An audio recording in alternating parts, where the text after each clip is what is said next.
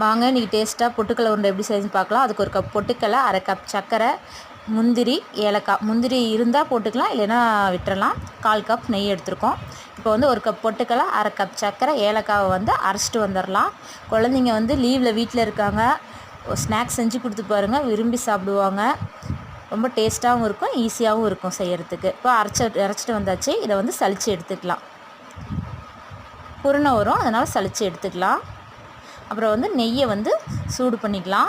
அதில் வந்து நம்ம எடுத்து வச்சுருக்க முந்திரியை போட்டு வறுத்து எடுத்துக்கலாம். வறுத்து அதை ஓரமாக எடுத்து வச்சுக்கலாம். இப்போ மிச்சம் இருக்க அந்த நெய்யை வந்து சூடு பண்ணி எடுத்துக்கலாம்.